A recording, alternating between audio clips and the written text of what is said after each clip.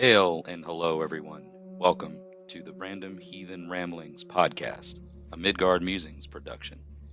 Join me, Jesse, your host, as we discuss random heathen related topics and various other things in an attempt to find where, if any, heathen worldviews can be applied.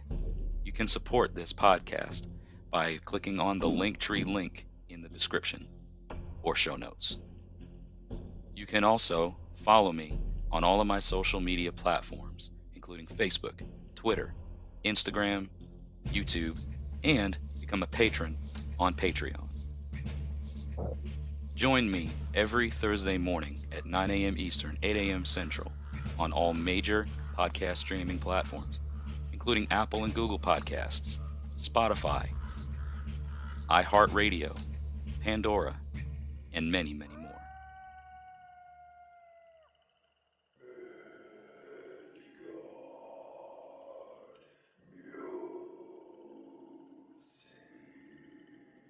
If you wish to have your voice heard on the Random Heathen Ramblings podcast, you can dial in to 615 671 9832.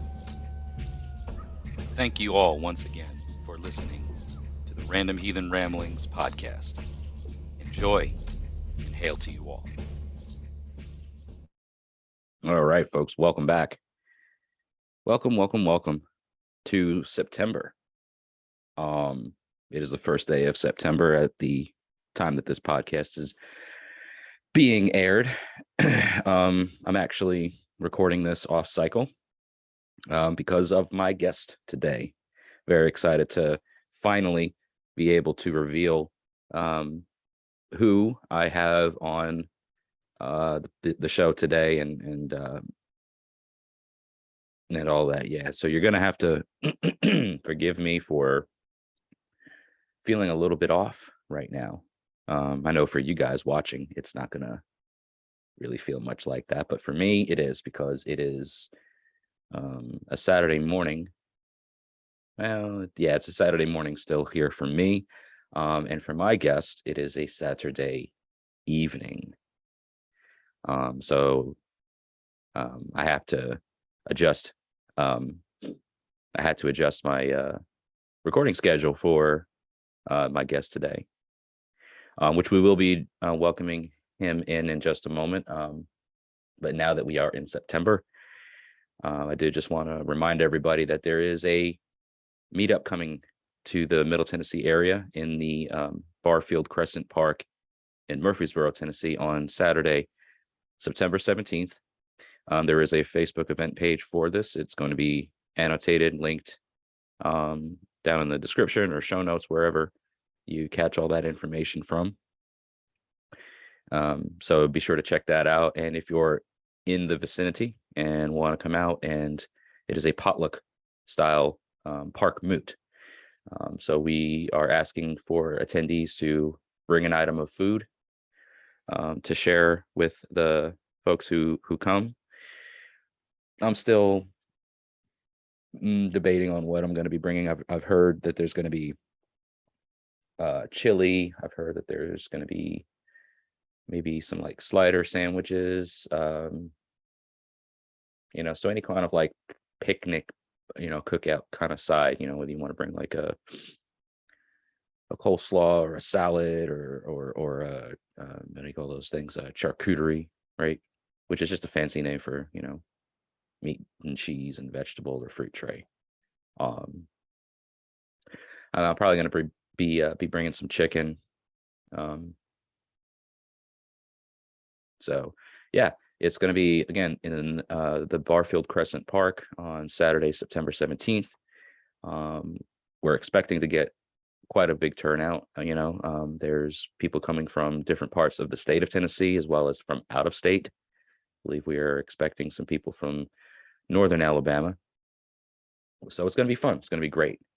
I actually have a friend coming all the way from Missouri to spend the weekend with me, and he is going to be, of course, joining us there as well. So for everybody that's looking to get together with, like-minded heathens, pagans, I know we are going to be talking about the Hrafnkill saga. So if you go to the event page that's linked and stuff, you'll find a PDF, so an electronic version of that. I know in today's day and age, we're all very keen on the digital versions of things. So you have the electronic document in PDF form that's linked in the event group or the event page.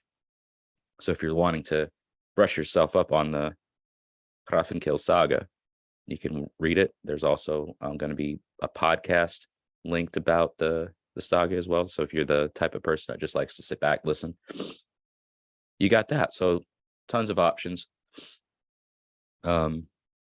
And another thing too about kind of going off track, I mentioned to you guys, I'm recording here on a Saturday. Normally I record on a Monday, but because of my guests' time difference, I'm adjusting. I'm also just like a little bit foggy in the head because lesson learned. My wife loves to well, she doesn't love to watch, but well, she does. She loves Jason Aldean and watching him perform. She can watch him live perform, but like she's got these like live DVDs. Don't ever get into a drinking event with my wife while she's watching Jason Aldean. Put it that way. It was a hell of a fun time, but boy, oh boy, I'm feeling a little bit foggy in the brain from that event last night. So I've got some things to help settle my stomach today. Yeah. All right. So now that we've got all of the housekeeping stuff, you guys be sure, please don't forget that during this time we are running a fundraising campaign for my heathen brother who has been on this podcast a number of times. It's Dingo. You guys should be aware and know of him by now, and if not, check my back catalog for episodes that feature Dingo. But he is one of my best friends in the world. He is my heathen brother, my tribesman, my Gothi. He's just going through a hard time, and we're trying to help him with some financial aid. And I wanted to open this up to the larger pagan community. So there is a Ko-Fi link in the Linktree link that's posted in all of my videos and all of my podcasts. But today and through till the next couple of months, so from now until like November, we are looking to raise some funds for him. And we have a goal set at $500. We're about, at the least the time of this recording, we're, in the 40%-ish range, 43%, I think was the last time I checked. So by the time this airs, it could be more, but check the Ko-Fi link specifically. I'll have that annotated separately, so that way you're not having to scroll through all of my Linktree links. But it is in the Linktree link, so if you see something that says buy me a coffee, then that's the one, but it'll be annotated separately as well. And for the price of a cup of coffee is what it's why they call it Ko-Fi. So for the price of a cup of coffee, you can help out Dingo. So check all that out. But anyway, today let's get into our guest speaker and our guest attendee today. So this fella is all the way out in the United Kingdom. So as far as I can recall, this is my first guest from the UK. I've had folks on the channel from like Norway and other places of the world. I've had guests from Australia and all over the United States, but this is, to my recollection, the first guest on this podcast and on the channel from the United Kingdom. And he is a wood carver. He carves god poles of various sizes and styles. What he does, he has a very unique style, and his aesthetic is incredible. Like how he envisions the gods and brings them to life through wood carving. His name is Chris. His company is called Gungnir Godposts. And I'm very excited to welcome him in today to talk about all kinds of things, carving the gods, his background and history within heathenry, how heathenry in the UK, I would love to talk to somebody who's actually a practicing pagan in the United Kingdom versus practicing pagans and people I know here in the United States, and what the differences or similarities with that might be. And just, I don't know, just get to talking about wherever our ramblings lead us. So for the first time on the Random Heathen Ramblings podcast, would like you all to please welcome in Chris from Gungnir Godposts. All right, everybody. Welcome to the Random Heathen Ramblings podcast. Chris from Gungnir Godposts for the very first time. Harold, welcome, sir. Hi, thanks for having us, Jess. Yeah. I was telling the audience a little bit before, I do like a intro to the show, and I'm lighting my incense right now because this is kind of like a little custom here. But I was telling everybody that you're my first guest from the UK, and how excited that is, or excited I am to host you here. And I love your setup, man. Like I've seen your videos and this space that you're in right now.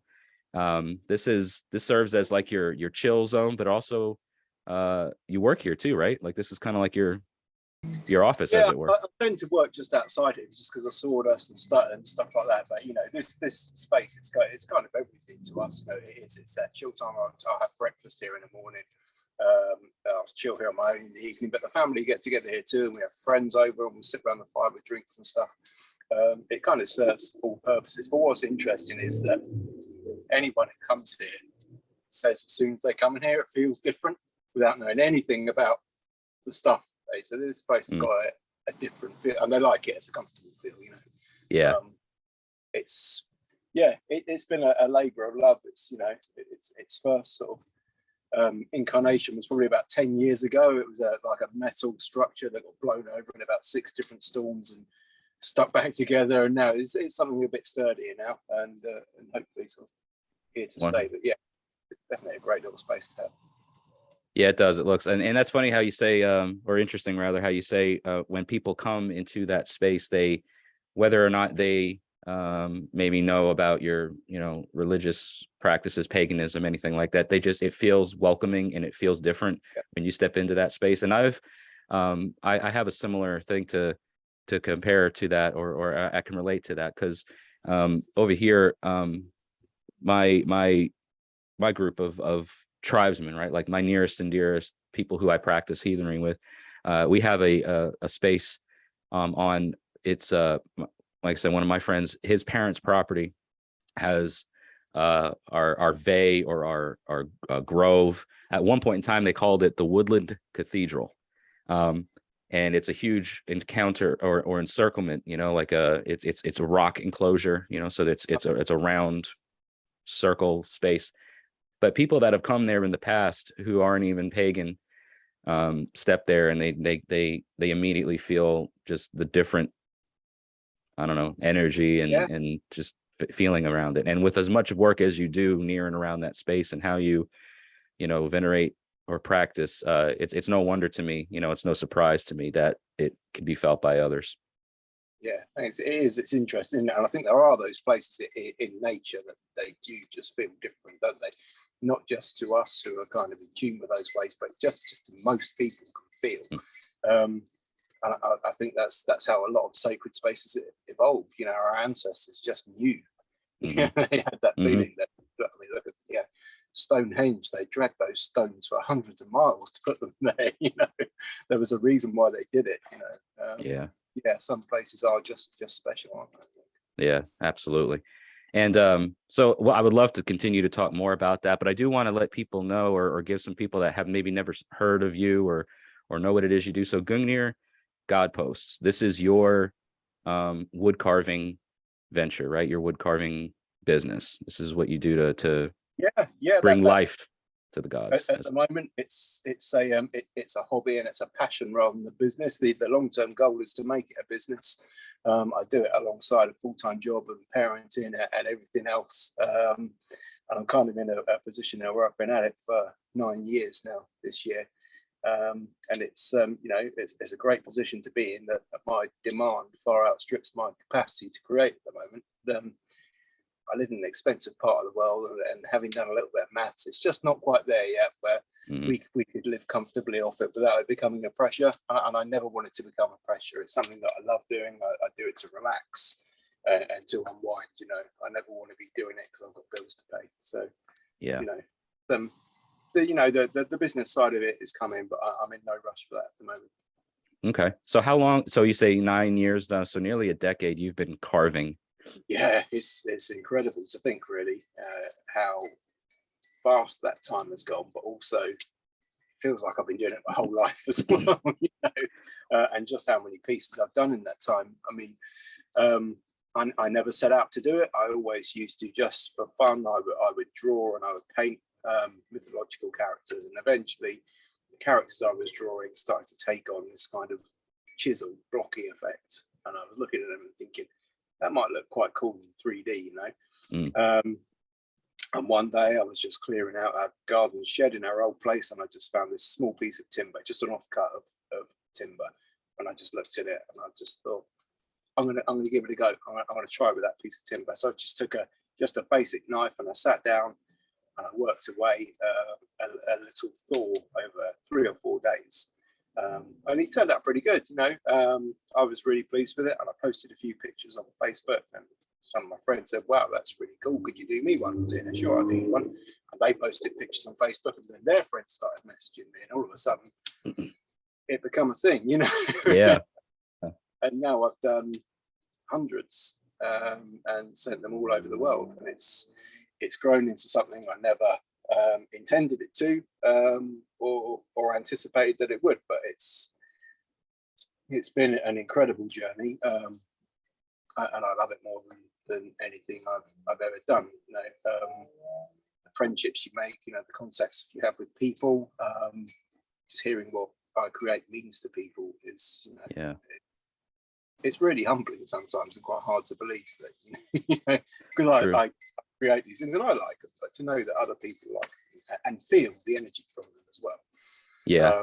is really quite. It's rewarding, special. isn't it?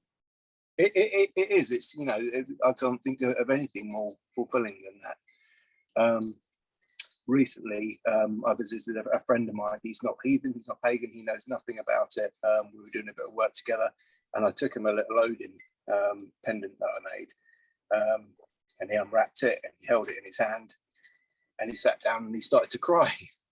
And he said, I'm so embarrassed, but at the same time, I don't know what it is, but it's just done something to me. There's something in it, there's something I can feel from it, and it's to see that firsthand. It's not always lovely to get messages from people when they unwrap it and they feel it in their hands and feel it, but to see that firsthand, to see somebody, you know, experience what I put into it, it's, you know, there is nothing more fulfilling than that. And somebody who knows nothing about it, you know, who's only ever seen Odin in a Marvel film, you know, to feel that was that was really quite sort of eye-opening to me.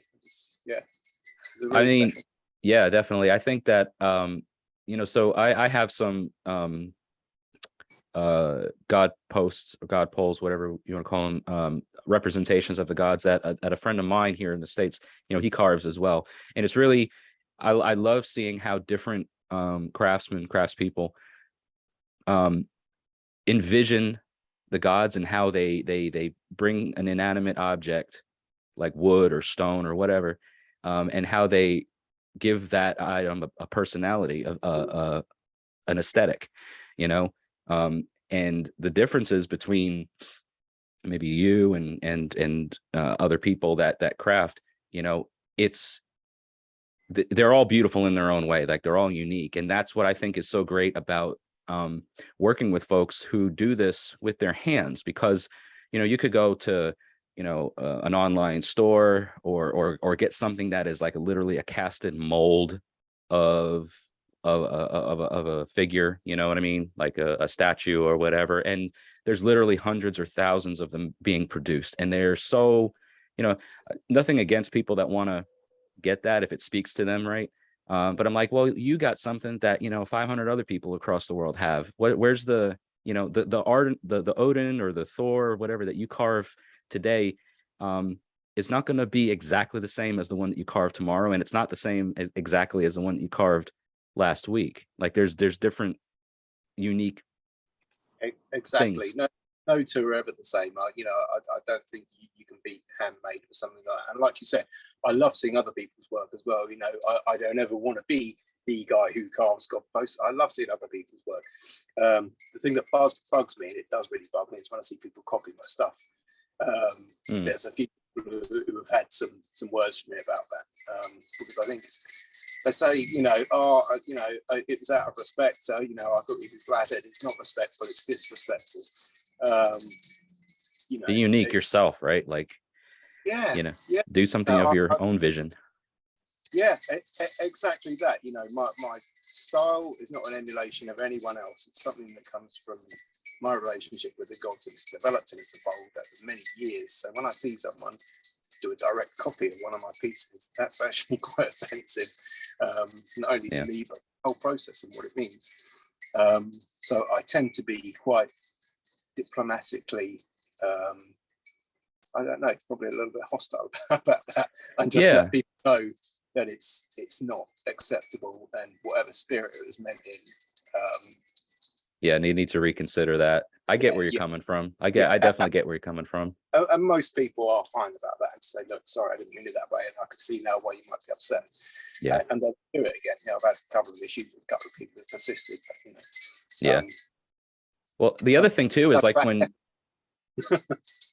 well, the other thing too is when you carve the way you carve, and when, like, for instance, my Godpost here that I have, Odin's Beard Woodworking is the name of the company that I got my stuff from, and Matt carves these, or has carved all of my idols or God poles. The energy, the spirit behind what you do, it's not just a physical item anymore. You're bringing something to life, and part of your life is being imbued into that object. So the spirit behind it, I think that's part of what people are feeling when, like you say, your friend who's not pagan and doesn't understand or follow anything that maybe we understand or follow still feels something. It's because they're your friend. They're somebody who connects with you, and that connection is alive inside of this otherwise inanimate object. And you can't recreate that by copying from somebody else or doing it exactly the same way. I think you're absolutely right. I think any human energy and creativity that goes into something has a resonance that other people feel, and like I said, when it's a soulless copy, I've seen something, it's not there. It's not the same. Where do you get your material? Like, do you source your wood from the land, or like what's the process like for you to procure the materials to carve? A mix, really. I live near some woodland that is very actively forested by a volunteer group, to keep it healthy and in good order. So there's always freshly cut wood around there. Lots of hazel, hawthorn, ash. I have a willow tree growing in my garden, which is always in need of a good chop every couple of years. So I generally have a pile of willow logs sat here. And for a fair few pieces, I will shop locally, ethically sourced sort of pine, just from local hardwares and stores and stuff. I always make sure that it's it's environmentally sound and ethical stuff. So a bit of a mix, really. What's your favorite, if you have one, material to work with? If you had to pick, like, I really like carving ash or elm or willow or whatever. Do you have a favorite? I do really like willow, actually. I think partly because we've now got this family connection with it. We've lived in Hungary now for 4 years, and the tree is sort of a part of our family. And it's it's soft wood, but it's not so soft. Like birch is like butter. You just strip it away. You sneeze on it and it creates an indent cut into it. But willow's got a bit more resistance to it than that, but at the same time, it's a really, you can get some really nice smooth flowing lines, and the feedback you get from it, the resistance, the feel of the timber pushing back into the blade and into your forearm, it's hard to explain if you don't do it, but it's just a nice experience, you know. So I've never carved like god poles, whatever, but I have dabbled in working with making rune sets. Part of what helps support like the channel and different things. You know, I can make a rune set for somebody, and you know, it's that gift exchange. You know, for this, you're helping me out. And like similarly with you and the willow, there's a maple tree that has been here in our yard ever since my wife and I have lived here, and well before then. And throughout the years, you know, it's needed to be trimmed because it grows invasively to touch like the roof of our home. And you know, you gotta take care of your yard, and part of that is, hey man, you know, you're getting all up in my space here, we got to cut a few limbs down and again take care of it. And some of those limbs that have you know, been removed for the sake of the health of the tree and of our yard, have been crafted into my own rune sets and other rune sets. And yeah, I think that whole connection with the spirit of the land that exists in these living beings, because the trees are alive, the air, the ground, everything. It's a wonderfully bonding experience, you know. Yeah, I completely agree. Yeah, it's something that you've got a personal relationship with it, you know. It's a part of your life, isn't it? Yeah. I've also seen some of your posts where you do you carve driftwood also? Like, do you? Yeah, I love driftwood. I think Ran is probably my favorite goddess of all. I've always loved the sea. I live about an hour from the sea. I'm sorry, I'm getting choked up by smoking now. I live about an hour from the coast, but you know, I just love to visit the sea. It just brings an instant just sense of calm and well-being. I just literally feel myself go still inside whenever I hear the sea. It's, you know, it's something that's quite hard to explain, but it's a really special relationship that I have, and so I particularly love her. And whenever I go, I'll try and pick up some driftwood and you know, carve a few pieces of that. And it's a completely different thing. Driftwood, depending on how long it's been in the sea and what kind of wood it is, you get something completely. Sun is so soft and fragile, and sun is, you know, as hard as concrete. Yeah, right. Almost petrified in a way. Right? Yeah, absolutely that. I love this thinking about like driftwood in a way, because again, you don't know what kind of wood it is. You don't know the origin of it, but it is something of its own. Like there's nothing else that can, like, you can't go to the forest and find driftwood. No, you know what I mean? It's been made into driftwood through time and ordeal, right? Because of the tides and the experience of the coastal waters and all that stuff. It becomes something different than what it originally was before. That's right. That's what I love about it. It's got a story. It's got its own life already. It's, you know, don't know where it's been, where it's come from, you know. Yeah. Before I even do anything with it. So it's already got some magic in it, you know. Yeah. I love making rune sets out of driftwood. It's one of the probably more popular materials that clients request me, because you know, I'll either source birch or driftwood, because they're readily available in the market, you know. And so they love how the feel and the look of driftwood turns out after I finish making them, and it's I enjoy working with it. It's a pleasant experience. Yeah. I love driftwood, and my own Ran, she still, every time it rains, she weeps sea salt. So wow. This sort of white sort of powder sort of forms on her every time it rains. It's so deeply ingrained in the wood. I mean, I made her 3 years ago now, and whenever it rains, it brings out more sea salt. Oh, amazing. Wow, that's incredible. How ingrained it is into the material, after all this time, huh? Yeah, man. I'm, you know, where I'm originally from. Of course, I'm in Tennessee now, which is a landlocked state. So if I want to go to the coast, I'm having to drive 8 hours in any direction just to get there. But I'm from the East Coast of the United States, so I'm from New York, and I grew up near the ocean. I was, again, less than an hour from the Atlantic coast, and I was 10 minutes away from a salted body of water that separates the North Shore to the state of Connecticut. So the Long Island Sound, I grew up in those waters too, and it's always I yearn for it a lot. Like, I miss it. I've become very close to the inland bodies of water, so the streams, the rivers, the freshwater marshes. I feel very close in those aspects. When I'm there, it feels like I'm home.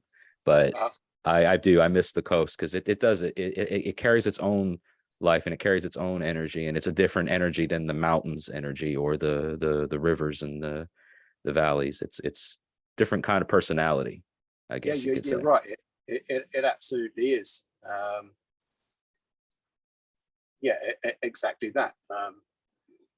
The landscape around here is very rural.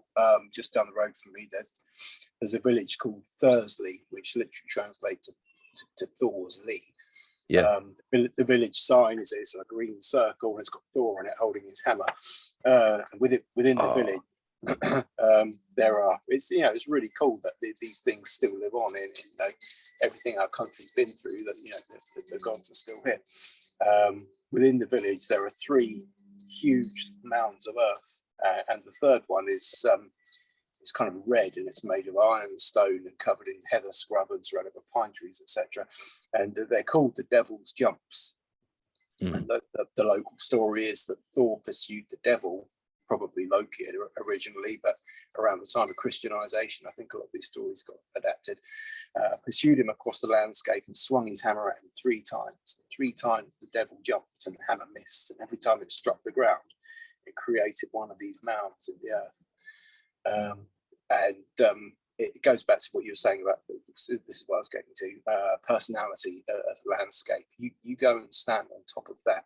It's called the Stony Jump. And it just embodies Thor about it. It's red, it's rock, it's iron. Yeah. That is a great. Okay, so that's great. I love the local the folklore and the story. You're not going to find that in a book. At least I don't know of a book that I would ever. Maybe English folklore or Saxon folklore. I don't know where I would ever find that. That is great. And that was another thing that I was wanting to maybe pick your brain a bit about, is how alive is heathenry in the UK versus here, like in the States. Now, comparatively speaking, I think globally we are aware of a rising interest or an insurgence, rather, maybe, of like the interest to pursue paganism across different cultures. But Germanic heathenry, like Germanic paganism, which of course has its roots in your part of the world, and further north, of course, but it made its way there, and clearly, there are places that still have nods to the old gods, like Thursley. That's literally a name place of Thor. We see that in other countries and other places as well, even up further north in like Scandinavia. And so how present, aside from that, how has it been in like the United Kingdom with active heathens? Like, are there groups in your area that people gather and do things together with? I don't know, events, whatever. There are. So there's a group here called AUK, Asatree UK, who are kind of on a mission to create a national network and have hearts in sort of every area in the country. I'll be honest, that's not my thing. I think what they're doing is great. It builds networks of people who are on their own and want to be with other like-minded people. That's brilliant. For me personally, it's not my thing. I'm more about my relationship with the land and with nature than I am about with other people. I've been to a couple of big sort of ritual setups, and I just felt nothing. It just wasn't there for me, where I can go and sit under a tree and I'm completely in the right place, Yeah. But to get back to your question, it's fairly active here. I think it's far from mainstream, I would say, still. It's certainly becoming more common, and for good or bad. I think things like the Vikings TV show have kind of brought it to the mainstream as a Thor. to the fore and got people thinking about it. I think you see a lot of people walking around now with the haircut and Thor's hammer on. You wonder how serious they are about it, or whether it's a fashion statement and it'll be gone with the next one. I don't know, but it's certainly put it into people's minds, you know. And again, you know, the movies, you know, stories of Thor and all that kind of thing. I was talking to a guy a little while ago, and that was his introduction to Thor and Loki and people like that. And he then went and picked up a book and realised that there's much more to it than Marvel, you know, and started to see some of the symbolism and what that represented, and understand the whole sort of heritage and culture that he didn't really know about before, because it's not widely taught in our schools, you know. No, I think, you know, I was like my introduction to it, and I would love to hear yours too, because I mean, I haven't always been pagan. I was raised in Christianity, and but I always, like, I remember, I think probably the first time where like the seed was planted, I don't remember how old exactly I was, but I was probably like a young teenager, and I went to, and I was still in New York, and I went to a Renaissance fair or a Renaissance festival, you know, so everybody's dressed in period clothing, and there's different types of characters and stuff roaming around, and I found my way to an area that had a very strong, you know, like Viking aesthetic, and I was talking to, you know, they had axes and shields and that sort of thing, and I was talking to the vendor about just, you know, family heritage, you know, and I'm saying, yeah, you know, I'm very interested about my family's heritage on my dad's side, because it's mostly German and Dutch, and there's other things, but it's predominantly German and Dutch. And he said, well, then you've got Viking in you at some point, because of how widespread the people went at, you know, between the raids and everything. It's, you know, they were all over the place. So if you've got ancestry in you're German and Dutch, you know, then you've got Viking blood in you or whatever. I was like, huh, that's interesting. And then fast forward to, you know, maybe about 7 years ago, I was at a point in my life where I was really not into Christianity anymore. I had a lot of doubts and questions, and just things didn't feel right.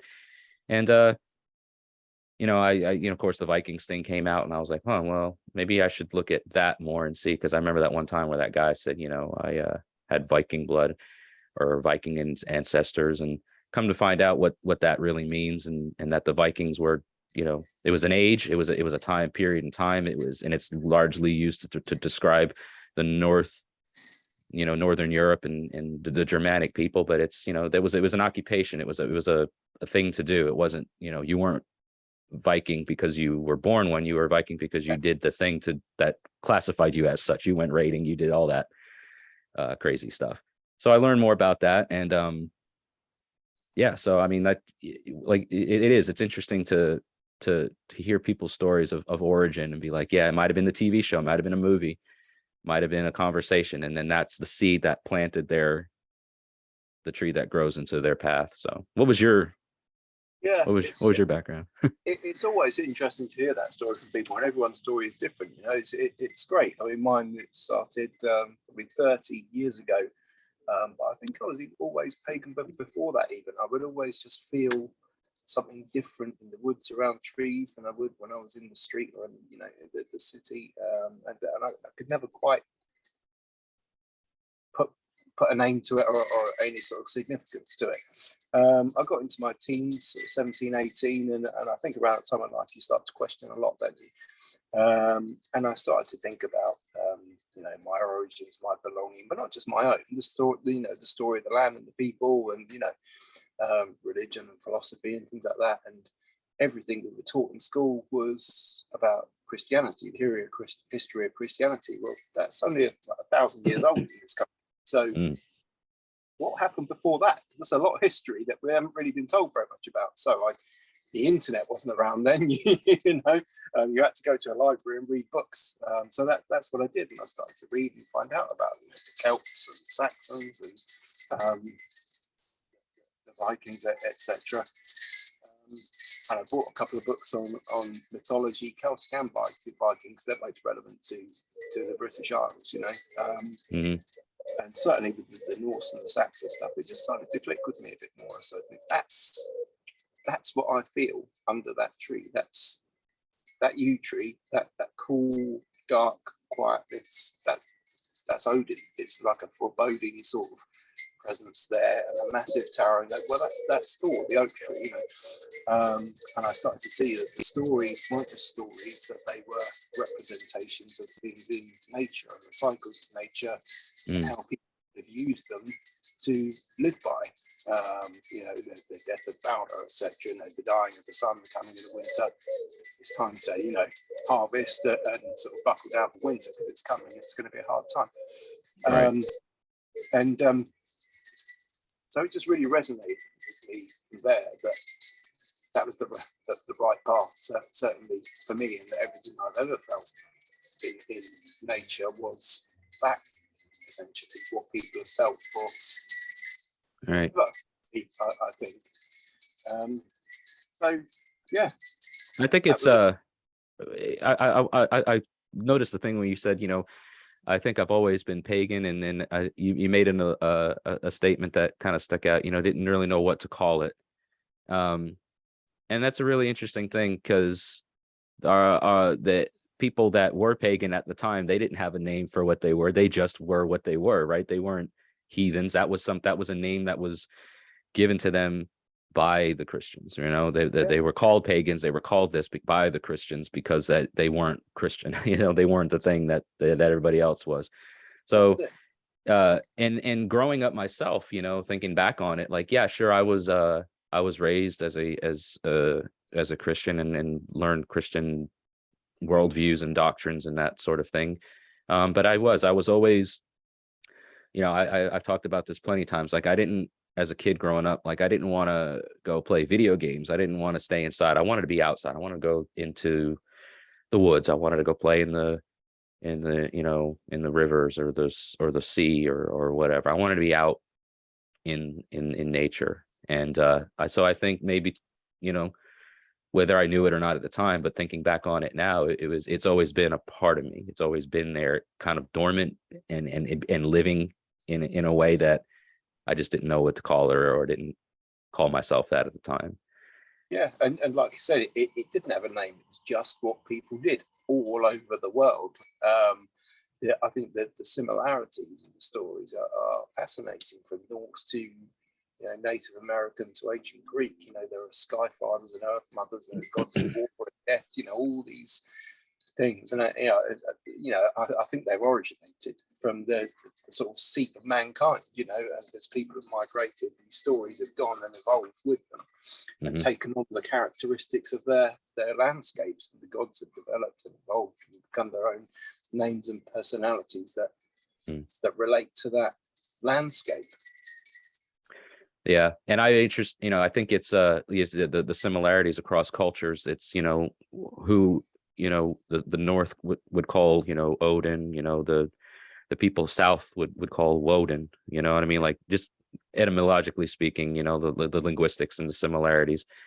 But again, like you're saying, how, you know, the sky fathers, the earth mothers, those are aesthetics, and those are builds of the sacred or of the divine that we see across all places in the world.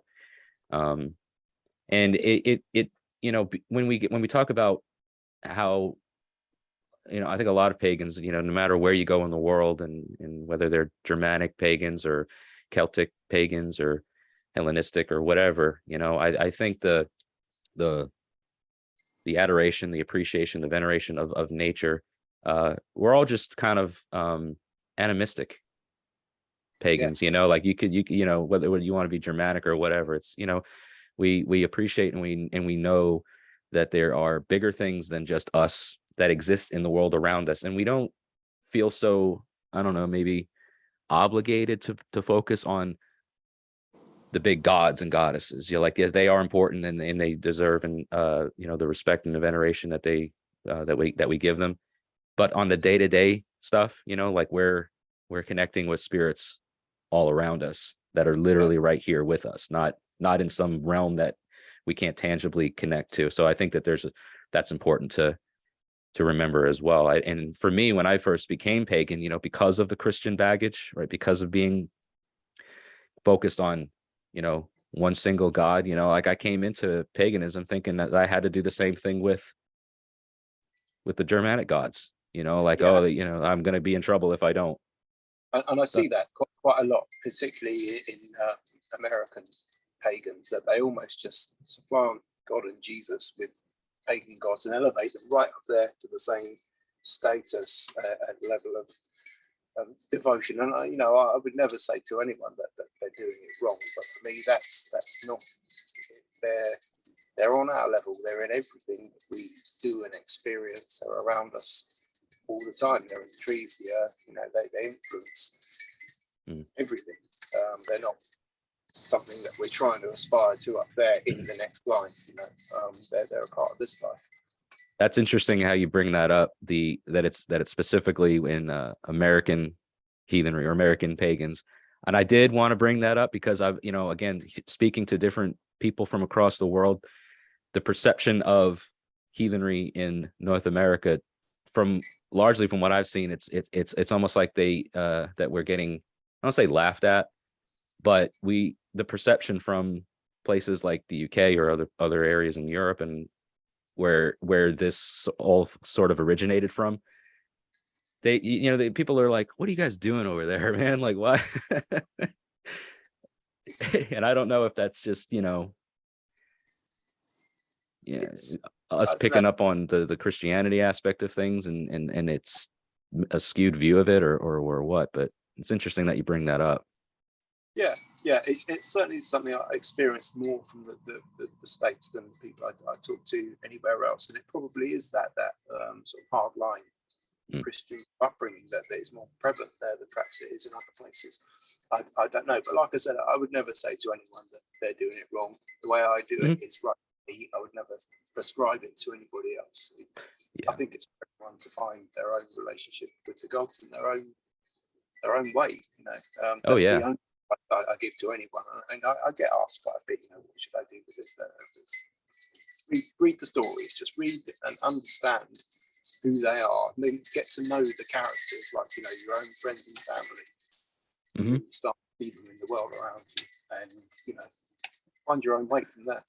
Yeah, I like how you said, it's like with dealing with your friends and family, because I've had conversations with other people as well, and some actually very recently. And you've probably heard this type of thing that I'm about to say, where people feel like they are disconnected from the gods, or they feel like maybe I'm cursed by the gods because I did something wrong. And I'm like, don't think that's how this works. And I use the analogy. I'm like, look, I'm best friends with certain people and I don't even talk to them every day, and it's okay because they're doing their own thing. So if you're not dealing with the gods every day, that's kind of like, I compare it's very similar. Like, you don't have to deal with the gods every single day in order to be close with the gods. You might go a week without talking to your best friend, but they're still your best friend. But some people will be the right thing to do. Faith can be an emotional and spiritual comfort and a crutch for us, can't it? In times difficulty, it's what people turn to, isn't it? And for some people, that devoutness, that everyday ritual will be the thing that gives them the comfort. Yeah. Whilst for me, it might be right for that person in their time of life. Yeah. I think I was there at one point too, and I'm not the same pagan now as I was even yesterday, and certainly not last year or 7 years ago when I first discovered these things. I was doing things differently back then that I'm doing right now. It's a growth process. It's like, the tree that is planted today becomes a tree in several years and then grows into something massive and different. So it's a growth process. You're not going to be the same person, pagan. Your faith is going to evolve. Your faith is going to grow too. So I think, when you're feeling those things in those moments, it's part of what you need to learn for your journey, for your path. It's part of the learning process. It's part of the growth. For sure. And carving the gods has been a massive learning experience for me. I think if this had never gone the way that it did and become as big as it has, I would probably still be, I'll be sat there with Odin and Thor because they're my guys, you know, and not really explored much beyond that. But when I get somebody messages me, could you make me a Hel? Could you make me a Loki? I'm like, oh, well, I don't really know too much about them. So I'll go back, I'll read the story again, and then I'll start to think about how they relate to some of my life experience and some of the things I've seen in the world around me. And then they start to become more alive to me. And I get the respect and the understanding and the empathy for a new God. So it's been really rewarding in that unexpected way for me to have carved probably most of the pantheon of gods now, and have met a lot of characters that I probably wouldn't have gone out of my way to identify with otherwise. Sounds almost like the carving for you, the experience of putting blade to wood and creating a personality, creating a life, basically, is a ritual in itself, an ongoing ritual experience. Yeah, it absolutely is. Spiritual, like, whatever. Yeah. Like I say, each one is a reflection not only on their story, how their story relates to me, and like I say, my own experiences of situations where I feel like what they represent has been present or has been a factor, and trying to put myself in their position in their stories and how I might have felt and why did they act the way they did. You get a real sort of empathy for the character, and they become like a person. You know, you get to know them, give them more life, I think. I feel like that's I felt that way when I've made rune sets. It's not just, oh, you want a rune set, you know, and then I go through the mechanics of it all and here's your rune set, right? It's entering like a headspace. It's putting yourself and separating yourself from, you know, the normal routines of the day-to-day and stepping into a headspace that allows you to really focus on the purpose behind this. You know, why did somebody reach out to me instead of just, you know, buy something off of Amazon that's been mass produced? You know, obviously that it speaks to them to the point and it's important to them. So now let me put that in energy and put that focus into what I'm doing. And then the learning of and studying of the runes, I mean, that's a whole topic in and of itself. Similarly with you and the gods, like when you're carving Odin's eye, or you know, making a clear distinction between the two sides of Hel's face, you know, or whatever, the strength of Thor and how that's gonna, I guess, become something into the carving. Like, I don't know, just it's such a connecting experience. It's more than just doing it. Yeah, it is, and it's hard to put into words sometimes. It's a very you've had some actually really neat stories with things that have happened, like when you make a mistake or you cut a little bit too much out of it, you know, and how it either becomes part of the uniqueness of that piece, or how it's, you know, sacrificed into the fire or whatever. I mean, can you talk a little bit about those types of things too, and maybe give the audience some insight as to? Yeah, I mean, it doesn't always go right. When I started out, I would meticulously plan my piece. I would sketch it and sketch it again and sketch it onto the wood and go. I've done them so long now. It's more intuitive. I just pick up the piece of wood. It's right. Okay, you're Thor. Right, listen, and just go through that whole thing of when Thor's been present in my life, his stories, what he represents, and he will start to come out. 99% of the time it goes right, because I've been doing it a long time now, and the more you do something, the better you get at it. Every now and then it will go wrong, and sometimes it will be a happy accident. Normally with Loki, funny, you know. There'll be a slip or something, we'll just go a little bit wrong, and actually that's brought him more alive, that's widened his smile or whatever. It's, you know, it's added something to the piece, but you know, sometimes it's it isn't good enough, and they have to be good enough. Everything that beeps here is the absolute best that I can do. If it isn't good enough, it will go in the fire, because I won't put it out there. It's too important for what it represents, the relationship the person is going to have with it, but also as a reflection of me. If I'm putting out stuff that I don't think is good enough, what does that say about me as a person? And I would rather throw it away and start again than do that, because I think at the end of the day, reputation is all we've got, isn't it, really, in this world? That's the thing that does not ever die. The reputation of well earned, or however it says in the Havamal. But I have some funny little, you probably call them coincidences, I like to call them sort of synchronicities, where I think the first time I carved Skadi, she was one I'd never really knew much about. She's become one of my favorites since. I finished carving her. I was really happy with her. Sat down to photograph on a table. It was a bit of an overcast day. The moment I sat her down and got my phone out to take a photo, this hailstorm just bolted out of nowhere and just pelted the table she was on in sort of big white hailstones. I managed to get a couple of pictures, and then it was gone. The sun was out, and the ice was melting, and it was just gone. But what are the chances? That in that instant it decided to do that.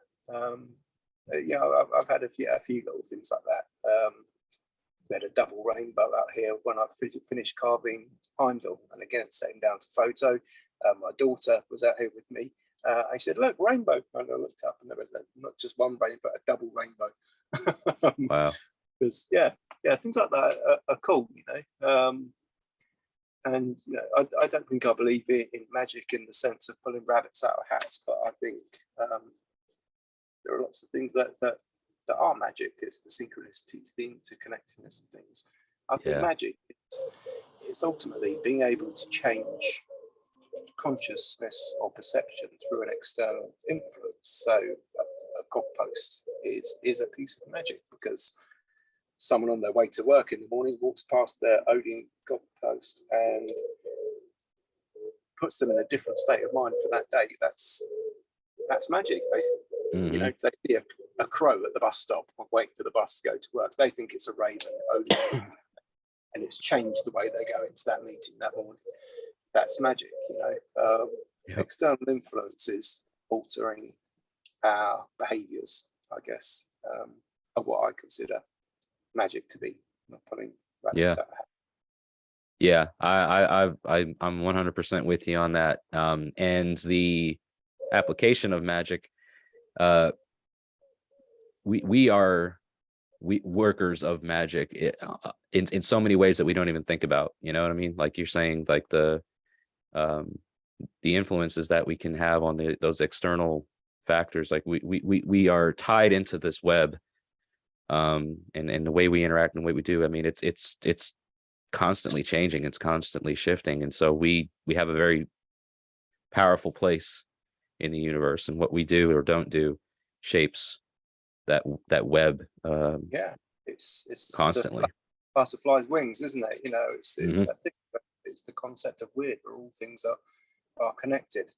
I've got room sets. 30 years, I've only ever carved 4 room sets because I find it frankly exhausting to do. But I very rarely consult them now. What I tend to do instead, I'll sit out here with my godposts in front of the fire. If I've got a question or a quandary or something that I want to mull over, I will sit with them by the fire, and one of them will stand out in some way. The fire will catch an eye, or just the way that one is turned slightly towards another one will grab my attention. And it kind of works in the same way that runes do. I think it's a psychological thing. My subconscious is looking for an answer, and there it is. That's it. That little thing tells me what I need to know. Do you understand? I don't know if I'm explaining. Yeah, no, I definitely get it. And like divination or tools to use for divination, it's always like just this. Why are you here? What are you asking? What are you looking for? And I think we all have that desire to get answers. And so where we seek those answers from should be what feels right for us. Yeah. Not everybody's going to be like, let me go consult in the runes, or let me go talk to a rune reader or tarot or bones or, whatever. Some people are just going to, like just sit in the audience of the gods, go out into the woods, sit under a tree, sit in the river, go into the ocean, whatever, can connect. And then there's your answers. Your things come to you in that way, because that's what feels better. That's what feels best. That's what feels right. That's what works for you. Yeah. And that's it. I don't think it's a matter of these things sort of reaching into the ether and predicting the future for us. I think the answers are in us. We know the answers. We just need that prompt, that thing that connects with our subconscious. There it is. That's it. And it opens up a new avenue of thought or whatever. And it's I'm the honest friend. Quite often, it's not the answer you wanted. It's the one you've closed the door on because you didn't want to consider it, but you're faced with it, and it's okay, right.